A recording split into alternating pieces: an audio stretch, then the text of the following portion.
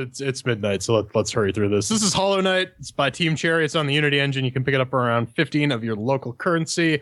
What is it? Forge your own path in Hollow Knight, an epic action adventure through a vast ruined kingdom of insects and heroes. Explore twisting caverns, battle tainted creatures, and befriend bizarre bugs, all in a classic hand-drawn 2D style.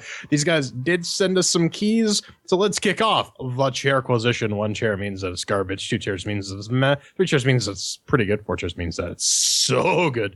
We also got our categories Doom, mixed with working shiny sounds, controls, and fun. So Ven did Hollow Knight make with the working. Over here on the Ubuntu 1604 point what the fuck ever, 8150, powered by 980, displayed at UHD. It absolutely did good, sir.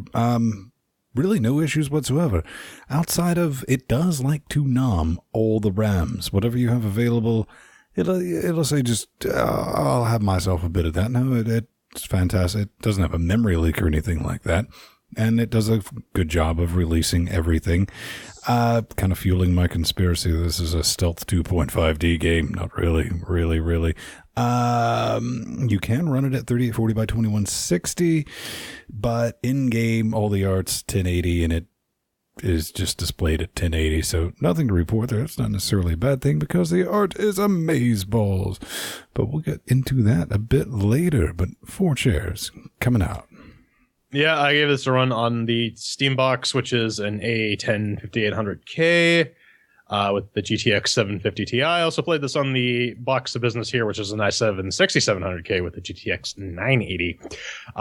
TV box is running Fedora 25, desktops running Fedora 24. No issues on both of them. Minor gripe, though, there's no Steamworks save integration. So you got to go into that .config Unity 3D Team Cherry, blah, blah, blah, copy the files over if you want to pick up where you left off on another computer. So not enough to ding a chair. It gets 4. Oh, yeah, I'm with Jordan on the lack of Steam cloud saves. That would have been nice. But I did make the camera freak out for a second during the Master of Souls boss fight, because at one point it breaks the glass floor and the camera is set to immediately go down because it expects that you will fall down. But since I managed to get to the ledge on the right side and my character didn't fall, the camera was like, oh, shit, you didn't drop, right. So it sorted itself. In many other games, Tomb Raider, that would have probably required a restart. In Hollow Knight, it sorted itself. Also, it's a Unity game that not only didn't fuck itself trying to span across both my screens, it allows you to enable and disable VSync at will, if for some reason you want to play at 300 FERPs. So over here on Ubuntu Mate with the FX8370E and the GTX 1080, 4 chairs. All right, well, that's 4 chairs for Mix with Working. Up next is the Shiny and the Sounds. Ven, what'd you think? Well, it is quite beautiful. Herr Gibson, you know how to art, son. I'm just going to say that. Great on the animation as well. You kind of know you're in for something special with a Hollow Knight. The second you hit the start button on the menu and it makes that... So you're like, oh, shit, that's nice. I wonder if the rest of the game can deliver from that piece of audible majesty. It's like, oh, and it does. It is brilliant. It looks great. It's not hipster pixel. Think Flying Spaghetti Monster. And when you just look at this on the Steam store, you don't really get a feel for what you're in for. I mean, yeah, everything is themed dark, but I mean, you're in the not underworld, but you're under everything, and there's ain't no sunshine when you play. But man, it's done so well. So many environments, unique environments, detailed environments, different characters. It's not like the same characters over and over and over again. I could spoil it, and even the same characters go batshit later on in the game, around the 30-hour mark. More about that in the fun section. You're the protagonist, the person you play, has character. You kind of get that feel. It's like when you're doing like the super slam smash thing and you hit a wall, the little fucker just kind of like looks back at the screen and breaks the fourth wall. It's like, fucking really, man? Come on. Is that going to be a thing? And NPCs, they're all well done. They're well voiced for what voice you can subscribe to them. The audio, though, put your headphones on your ear pussies and absorb that shit. I felt myself just not moving, just the atmospheric, just, it opens everything up. A lot of games, and say, well, put your headphones in. The only time I'll take the headphones off is just usually with the boss fights with this game, because I get stressed out with shit. It does have a little bit of boss music, kind of pumps up the jam just a bit. Got to take them off, get zoned out and ready to play that. But outside of that, man, visually, it's kind of hard to explain. If you're looking at the video, just look at it. It's beautiful. Everything. It's detailed to hell and back. I'm gushing for all the right reasons, and the sound is just as good as the video. And I'm so happy to be able to say it gets all the chairs. Oh yeah. I mean, this thing does the classic highly designed foreground and background with a minimalist character design, and normally I'm lukewarm to that trope, but it's done very, very well in this. And all the little bug people have their charms. They all, like Ben said, they all look distinct. All the enemies, even they have like even the minor ones that you kill, they all have like a little bit of character, which makes it kind of fun to murder them because they're like, haha, I get to take a life. Sound-wise, I didn't have headphones on while I was playing it, so I guess I didn't really get the full sonic experience, aside from like the gibberish dialogue and the thwacky noises and the menu buttons and whatnot. I didn't really hear too much of it. What I did hear was adequate. No real issues there. The art style is very, very good. Like I said before, everything has character, which it's more you could attribute to the hand-drawn style. All the animations are smooth. The one problem I do have, and it is a nitpick, is with the highly detailed foreground and background, sometimes enemies will slip under your radar because they're being disguised by the environments in the foreground, which can get a little annoying, especially if you get fucked in a corner, you get murdered to death, which will happen sometimes. But it resonates with the theme and the tone, and it's all very good. I did not really find any gripes with it, so I gotta give it 4 chairs. Yeah, if A Bug's Life had been directed by Tim Burton and produced by Studio Ghibli, not only would it have been a much more interesting movie, as it probably would have looked a lot like this. And all my rants about how aesthetics are supposed to only serve the mechanics and just cut the crap, I make that spiel based on the assumption that developers can either do one or the other. We've seen it time and time again. Games which sacrifice functionality for the sake of visuals. Aragami with its takedown animations, and Pavilion. Remember that? In Hollow Knight, though, you can have your aesthetic cake and eat it, too. The visuals do a phenomenal job of creating an atmosphere of desolation and loneliness, and they don't get in the way of the mechanics. But more on that later. Even those few other NPCs you run into look and sound very unreliable. Like they have their own motivations for being in this place, and just because you're there and you kind of have a camera following you, they're not just set pieces for you to gawk at and expect them to come to your rescue. And while the quote-unquote voice acting, if it can be called that, is very limited to just simple gibberish, which really only serves to convey the tone which the NPC is talking to you, it doesn't outstay its welcome. It's few and far between. And if all the characters had been fully voiced, there would have probably been one that would just ruin it.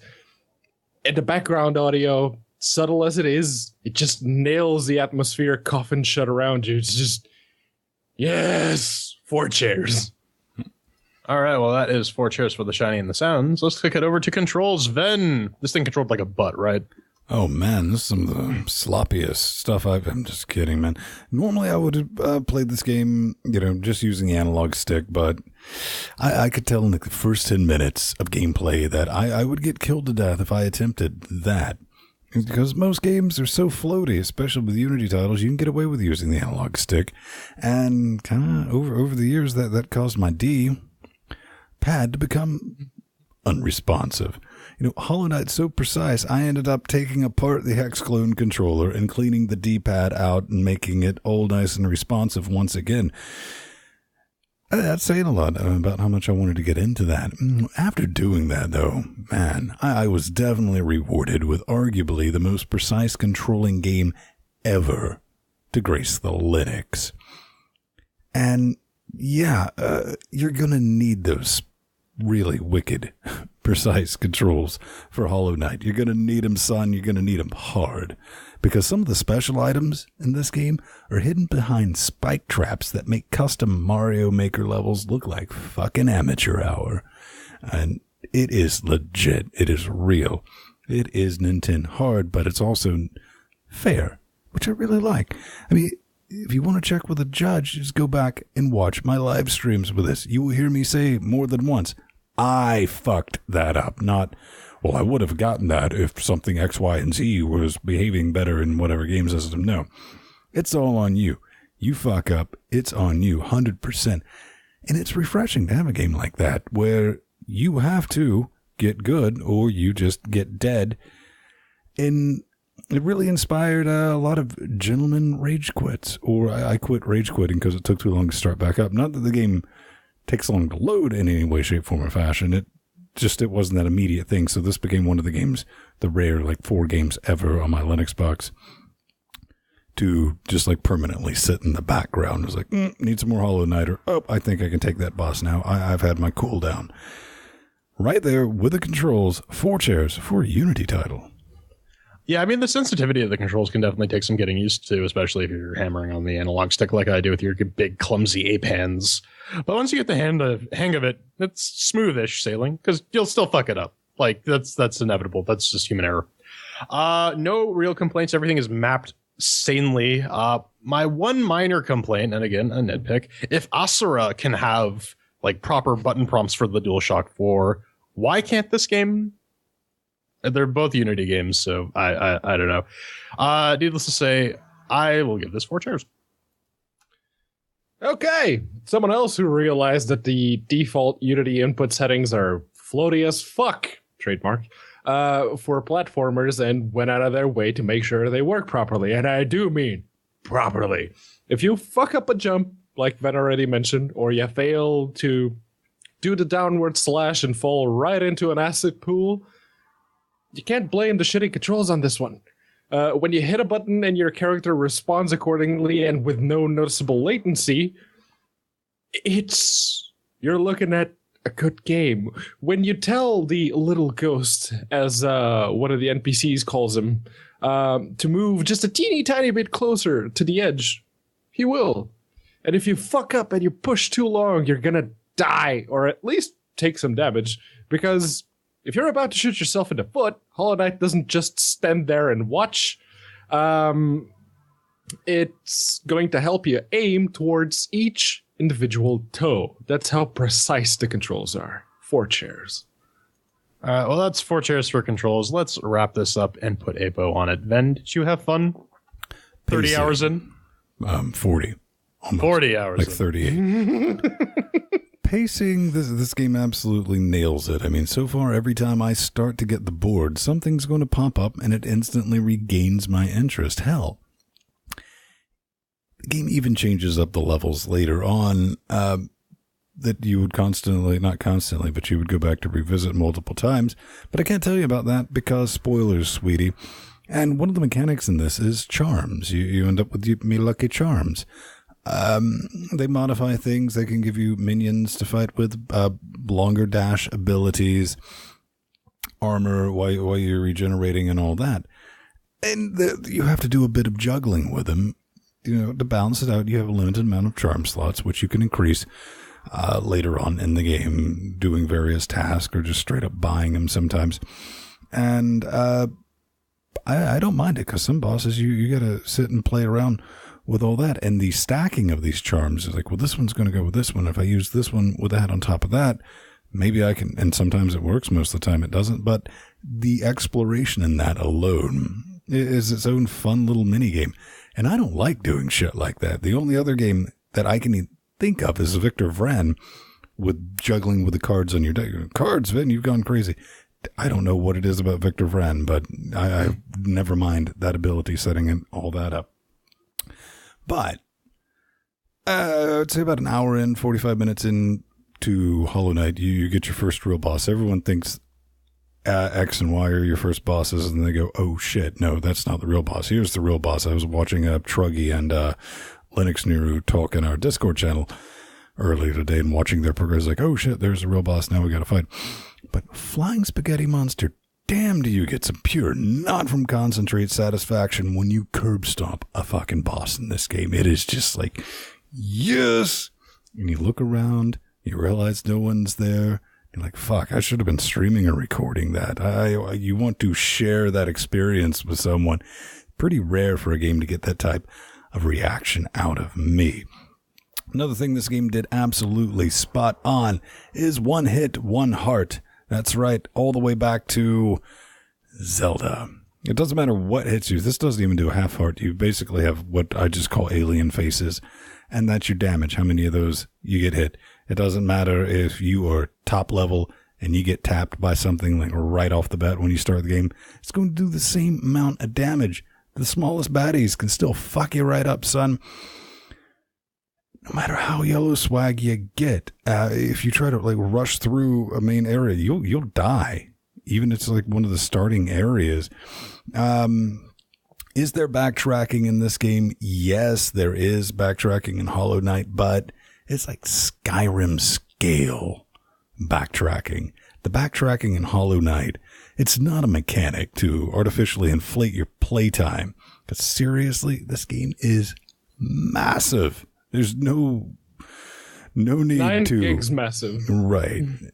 Inflate anything there. I mean, the backtracking is done so you get your exploration on, and you're going to enjoy that, because 9 times out of 13...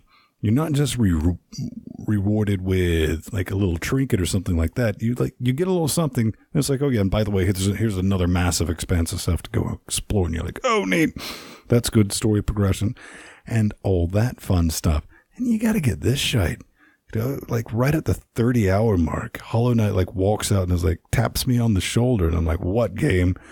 It's like, check this out. And I was like, oh, hells no. I had a genuine like OMG WTF BBQ moment. Hashtag twist on that. Can't tell you anything about it.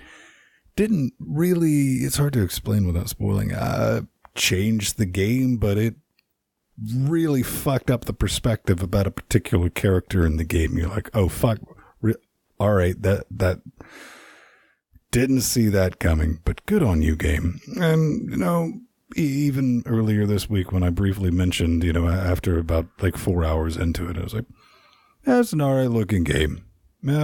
It's kind of fun. Sold 2 copies within an hour of that, of just getting that praise. And that was only 4 hours. 30 hours in, I'm chomping at the bit to get back to play it because I really enjoy it. This is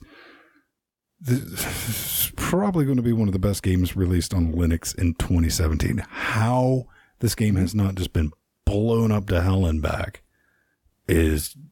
perplexes me as I'm sitting here telling you the words coming out of my mouth. And for the price, and I understand how it can get overlooked. It's a 2D platform. If you just look at the screenshots, you can go right by it. You're not doing yourself a favor. You're doing yourself a disservice. I mean, check this out. Pick it up. Doesn't require a lot to run. It runs great on what it will run on.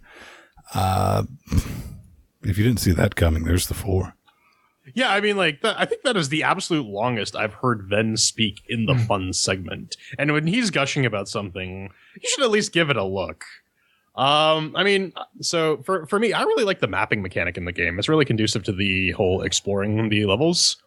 Especially, it also makes me super paranoid, even though I know that when you die, you like still retain all your map stuff if you have the quill.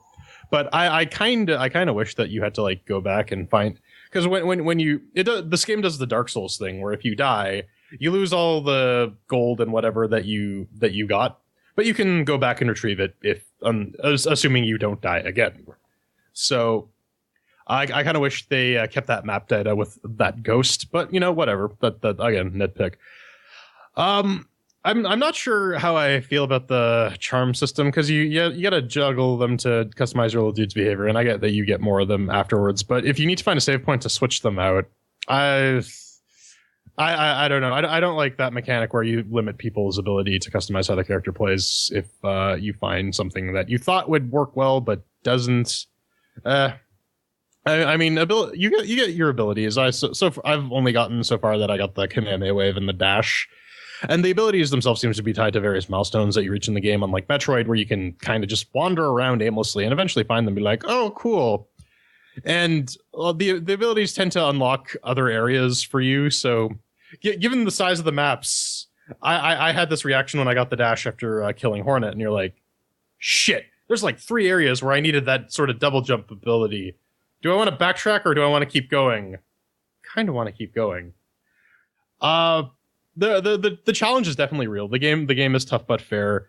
Like you feel good when you nail the downward spike. I was having problems with that very early on, but I've gotten better at it. I still screw it up, but or beating a boss or something really gives you the dopamine rush that you're looking for. That reward of, yes, game, thank you for giving me what I want.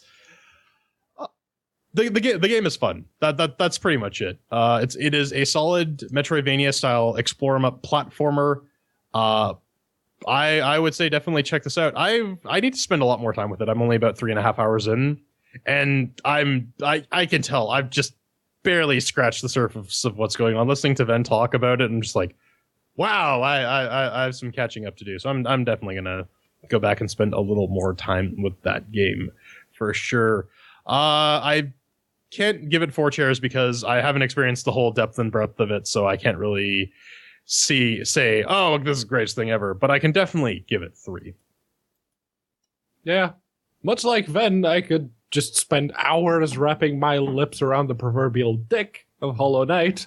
It is a good, interesting, compelling, well-paced, atmospheric, and positively brilliant game. But since I'm basically the reason why we can't have nice things, I wouldn't be a proper games critic if I didn't find something to criticize. And it wasn't easy. I like to think of myself as an asshole, which can ruin a perfectly good thing, but Hollow Knight just looked at me and said, have at, bitch.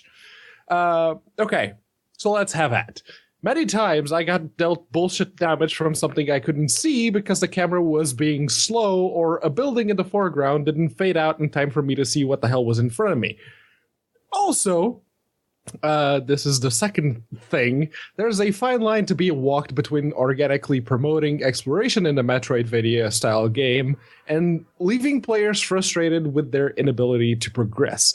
There is such a thing as too much negative space, albeit temporarily in this game, in this game's case. And negative space and level design is kind of a big deal. At around the 2-hour mark, I didn't have the dash, I didn't have the Mantis Claw, I didn't have the ground pummel ability, I didn't have the super dash, and I sure as hell had no idea what to do with those dark barriers. I got a little bit disheartened at that point. And then I realized, this isn't Dark Souls. This isn't a game designed solely around your skill, although there is plenty of that, don't you worry. Here in Hollow Knight, you need certain specific items. You need certain skills. You need those maps, and you really do need those maps. You need to, every now and again, just stop, go back to town, talk to all the NPCs, have a little chuckle at some of the things they say, and then go back. The moment that particular mindset kicked in, I was back in full Castlevania Symphony of the Night mode, and the game itself just seemed to say, oh, look, someone finally gets it. And everything started to make sense, and a few bits of frustration just turned into, fuck it, I'll come back later moments. And once the game had beat me into submission, I realized that yes, this is probably Linux Game of the Year 2017, unless something else really good comes along. 4 chairs. All right, well, that is 3 chairs for the fun segment. Much to Strider's chagrin, this does not get 4 chairs, but it does get 3 with an asteroid. It's pretty good. I would definitely recommend picking it up. Gentlemen, what do you think? Well, at the end of the day, 3 chairs is extremely high praise. Because that means the game's better than, well, it works. This works in spades. This completely caught me off guard. It delivered what I was looking for. Something that I could actively just have in the background, pick up, and fuck around with and enjoy. It's very simple on just the surface of it. The idea, if you grew up playing the original Metroid, the Castlevanias, the Marios on the NES. I mean, grew up playing them, not, I played them in an emulator when I was 12. It was like, that doesn't fucking count, son. You're really good. This is going to give you that experience again. I was thinking like, earlier this month, like, how the hell did I have the original Metroid like mapped out in my brain organ? Because I never wrote anything down, but I knew exactly where everything is. I still have that ability, apparently. I mean, this has a nice detailed map on it, but it's the only time I'm usually looking at a map is when I'm trying to find interesting little mechanic. When you die, your ghost, your shadow stays with all your money. So you're incentivized to go hunt that back down, which more often than not is on the other side of the fucking world almost every time. Yep. That's always fun, but most of the time you're going to run into new stuff and experience new things on your backtrack there to pick that. If you get 1,000 geo, that's like 30 geo. You're like, meh, whatever. Don't worry about it. Very well priced.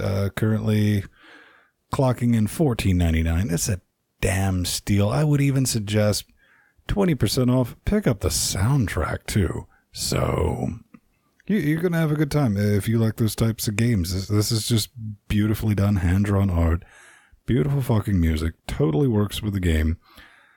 Almost have 40 hours into it, and I'm just getting started. I think I'm at the halfway point. Yeah, no, this is a 2D platformer that takes 9 gigs out of your storage. When I saw that, I'm like, 9 gigs? What the hell? And then on Wednesday, Strider was saying, yeah, it usually takes around 40, 50 hours, according to how long to beat, when it comes to finding everything in the game. It's like, wow. And also, for the lore keepers out there, I just gave a Unity-built 2D platformer 4 chairs across the board. That should tell you something. And if it doesn't, well, you haven't been watching us long enough. Yeah, this is you clearly get a lot of you get a lot of game for your buck. So definitely check this out.